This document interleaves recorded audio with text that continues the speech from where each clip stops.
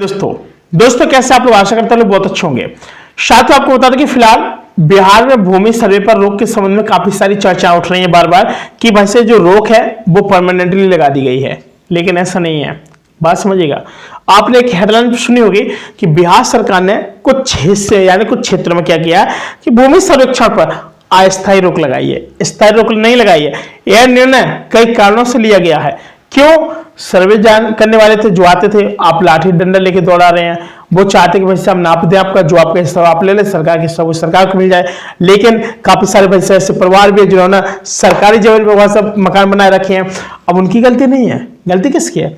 उनके दादा परदादा दाऊ दादा लोगों ने क्या किया है कि पहले उस जमीन पर ना तो उनकी रजिस्ट्री है ना कुछ है, क्योंकि वो सरकारी जमीन पर अपना मकान बना के बैठे हैं।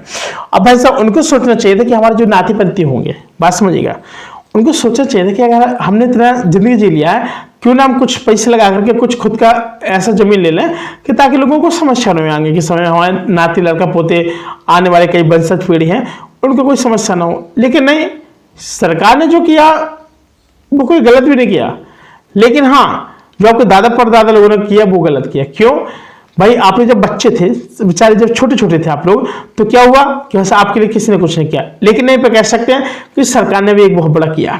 क्या आपके दादा परदादा लोगों ने जमीन नहीं ली तो सरकार की भी एक बहुत बड़ी गलती है। ये क्या भाई, जब आपके नाम जमीन नहीं है, कुछ भी नहीं है, सब सरकारी आवास अड्डा बने हुए हैं, तो फिर आपका आधार कार्ड कैसे बना?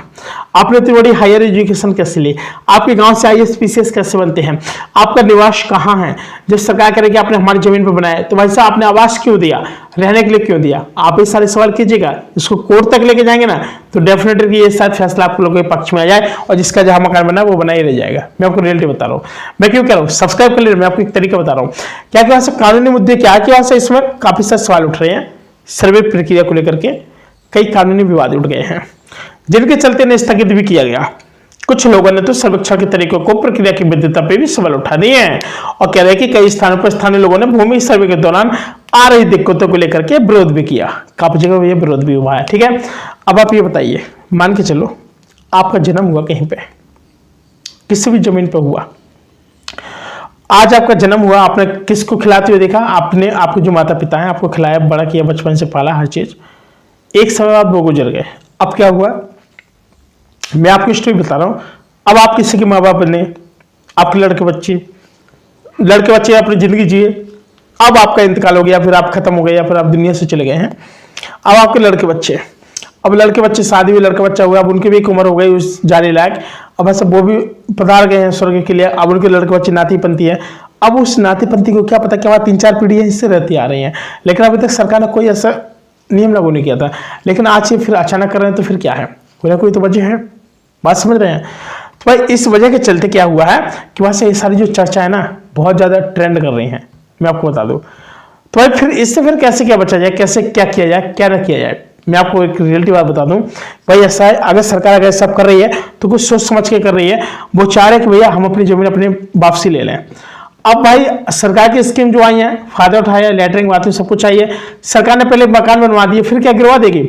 ये बहुत सारी जगह पहुंच चुका है। वैसा उत्तर प्रदेश में तो कई जगह बुलडोजर भी चल गया। लेकिन अगर आपके यहाँ पे ऐसा होता है तो वैसा इसको आप लोग एक यही सॉल्यूशन है, कोर्ट कचहरी क्या है, ये कई सालों तक मैटर चलेगा। और भगवान करे आप इतना पैसा कमा लो कि अपना खुद का एटीएम मकान ले लो, खुद का अपनी जमीन खरीद लो, बस इतना कर लेना यार। कुछ करो या ना करो, थोड़ा कम खा पी लेना, लेकिन वैसे अपनी जमीन जरूर ले लेना, क्योंकि सरकार का कोई ठिकाना नहीं है। कोर्ट कचहरी में जब केस जाता है तो कम से कम 10-12 साल लग जाता है। तो आप लोग अपने लड़के नाती पंथी के लिए इतना जरूर कर देना। और जनता की असहमति क्या है कि कई स्थानों पर स्थानीय लोगों ने भूमि सर्वे के दौरान आ रही दिक्कतों को लेकर के विरोध भी किया।